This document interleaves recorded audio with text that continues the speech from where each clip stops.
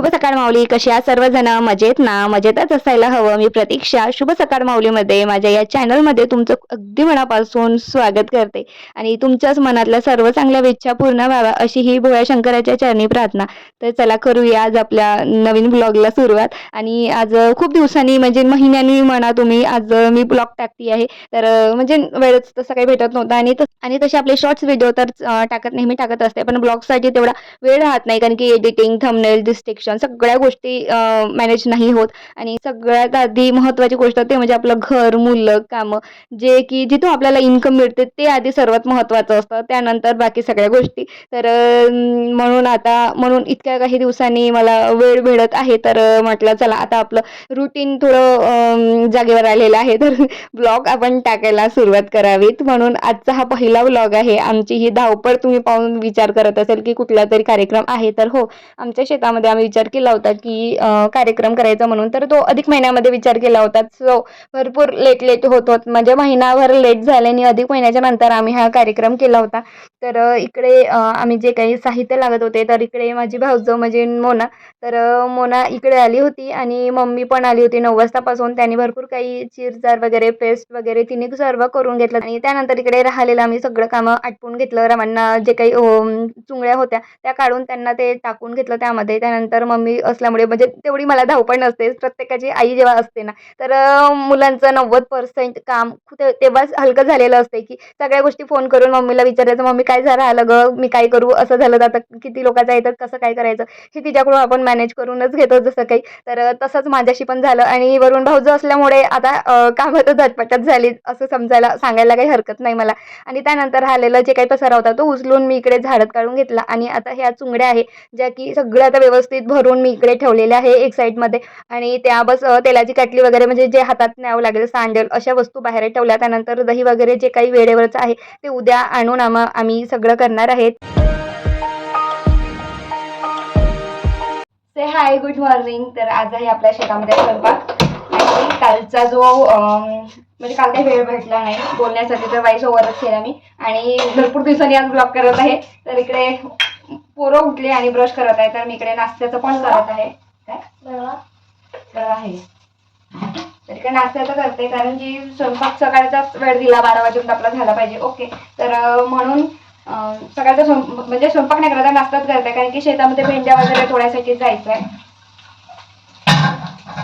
तर आपल्या शेतामध्ये स्वयंपाक आहे, तर तो आहे पांगे आणि डाळ कांदा.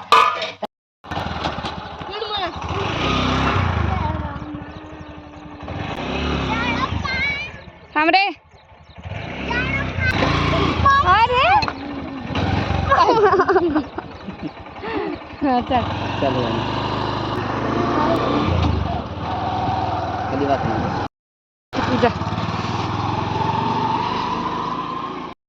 तर इकडे ही मॅट आहे, इकडे गोयऱ्या सज्जावर इकडे गोयऱ्या ठेवल्या होत्या.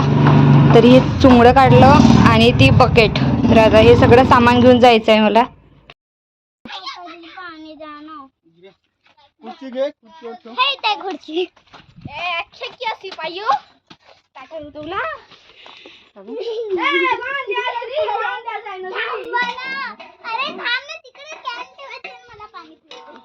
मी भेंड्या तोडून घरी गेलो तेव्हा मोना आणि मम्मी शेतामध्ये आली. त्या काकू पण आल्या होत्या. 9 वाजता इकडे सकाळचा स्वयंपाक होता, तिकडे स्वयंपाक मांडला त्यांनी. त्यानंतर मोना आणि मम्मीनी पण इकडे पानगं वगैरे करणं चालू केलं. घरी कार्यक्रम असो किंवा बाहेर कार्यक्रम असो, पण मुलांचा दंगा तो काही संपत नाही. तसंच दानिश ओवींचं दोघांचं पण इकडे चालू होतं. इकडे आता रवा भाजला, अंदन चालू आहे, दाडकांदा, इकडे पानगे, सासा सुनायचे इकडे पानगे चालू आहे. लहान कोणाचे, लहान पोरीचे, मोठे कोणाचे, सासूचे.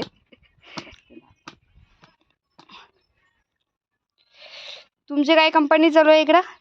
मला इतक्या डोळ्यात लसूण दिले कोण? दादा ना?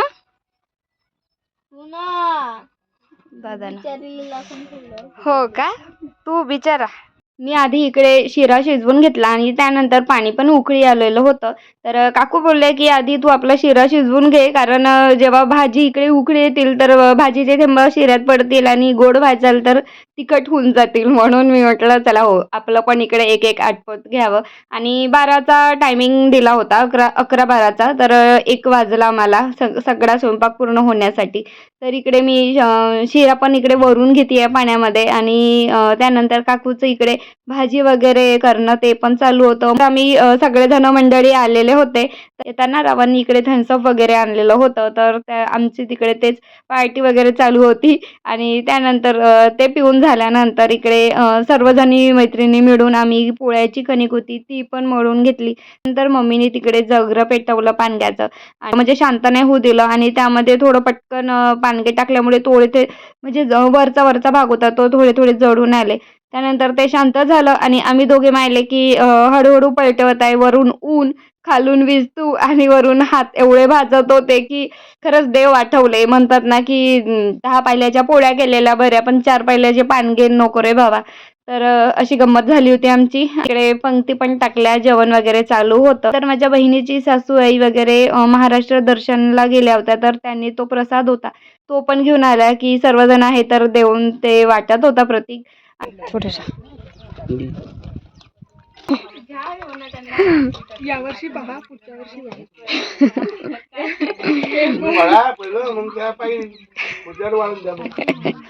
आम्ही कोणाचं बघितलं होतं जी?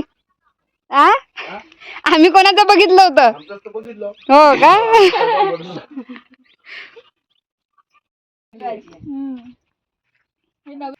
हे नवीन मेंबर यायचे होते ना, म्हणून पार्टी ठेवली आम्ही यांच्यासाठी.